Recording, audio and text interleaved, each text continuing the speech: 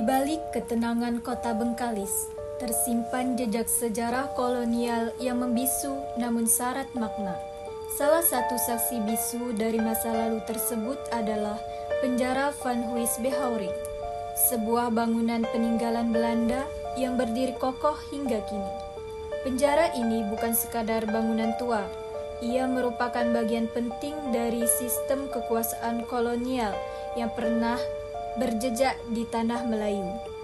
Mempelajari sejarah penjara Van Huysbehoring bukan hanya mengungkap perjalanannya dalam masa penjajahan, tetapi juga menelusuri jejak perlawanan, penderitaan, dan kisah-kisah kelam yang terjadi di balik jeruji besinya. Penjara Huysbehoring di Jalan Pahlawan Bengkalis adalah salah satu peninggalan kolonial Belanda yang memiliki nilai sejarah tinggi. Dibangun pada tahun 1810 oleh arsitek asal Portugis. Bangunan ini awalnya berfungsi sebagai pusat penahanan bagi raja, tokoh masyarakat, dan siapa saja yang menentang kekuasaan Belanda. Bengkalis saat itu merupakan pusat keresidenan Belanda untuk wilayah Sumatera Timur, menjadikan penjara ini sebagai fasilitas penting dalam sistem pemerintahan kolonial. Bangunan Huysbehoring dirancang dengan gaya arsitektur Eropa yang berbentuk huruf U dan memiliki dua lapis tembok. Bagian luar berfungsi sebagai kantor sipir, sementara bagian dalam digunakan untuk ruang tahanan. Awalnya, terdapat 25 ruang tahanan kecil tanpa penerangan. Masing-masing hanya memiliki jendela kecil berjeruji.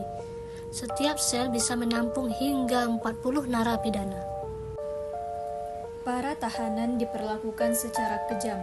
Kaki mereka dirantai, ditempatkan dalam sel gelap tanpa ventilasi, dan dipaksa hidup dalam kondisi sempit dan tidak manusiawi.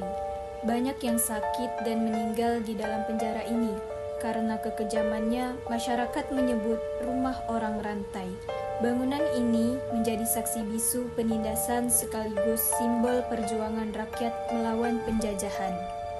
Tempat mandi para tahanan di penjara ini berada di tengah blok penjara dan berbentuk sumur terbuka, tanpa bilik atau pelindung.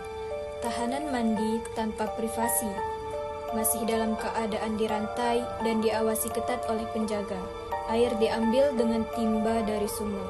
Jumlahnya terbatas dan digunakan bergantian oleh banyak orang, bahkan juga untuk mencuci pakaian.